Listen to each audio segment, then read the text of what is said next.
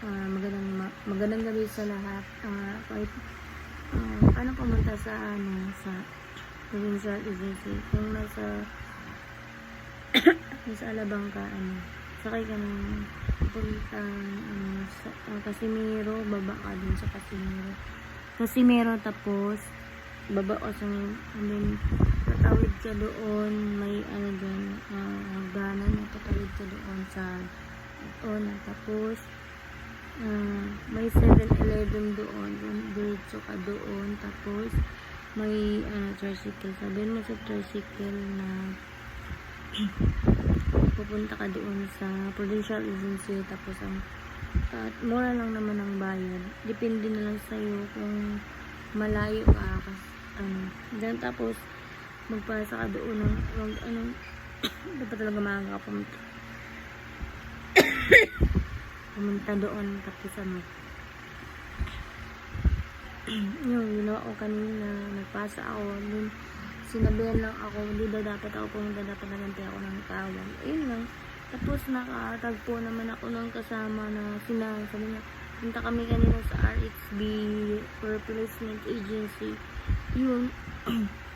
Nagpa-print muna ako ng NBI at saka PIOS, and ayun, bumalik naman kami ulit, sumakay kami ng tricycle, tapos punta kami ng Casimiro, baba kami ng Casimiro din.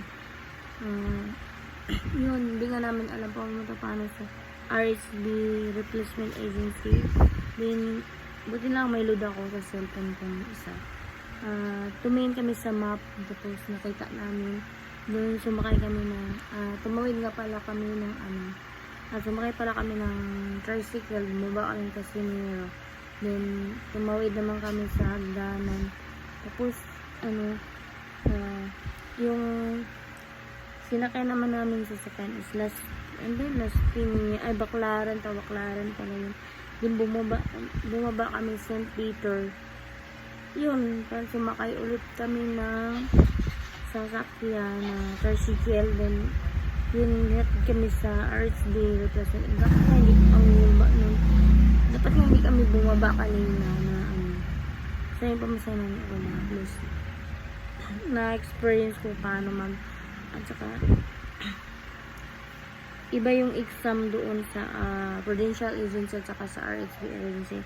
Sa Prudential Agency, ang exam doon is nasa sa computer.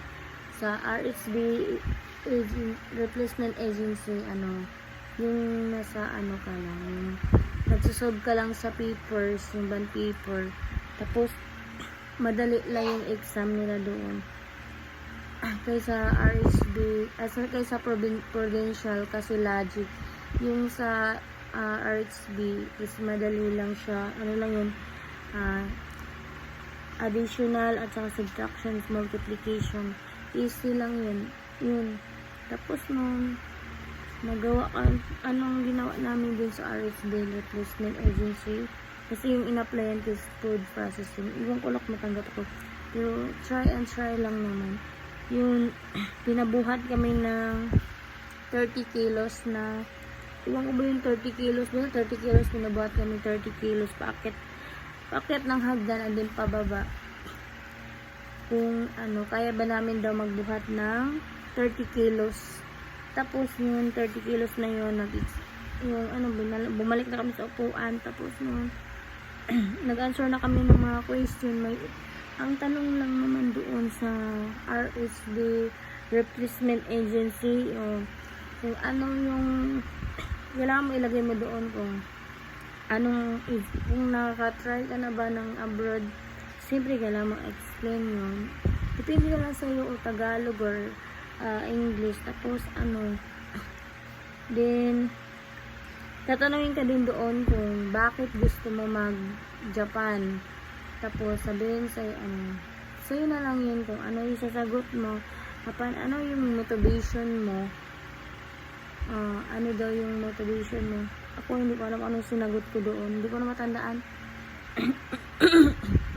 May mga tanong doon, yung pag ikaw ini-hard ba ng employer, anong masasabi mo?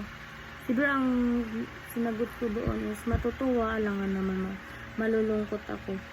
Then, yung sinabi doon na, meron pang question doon ikaw ba ay,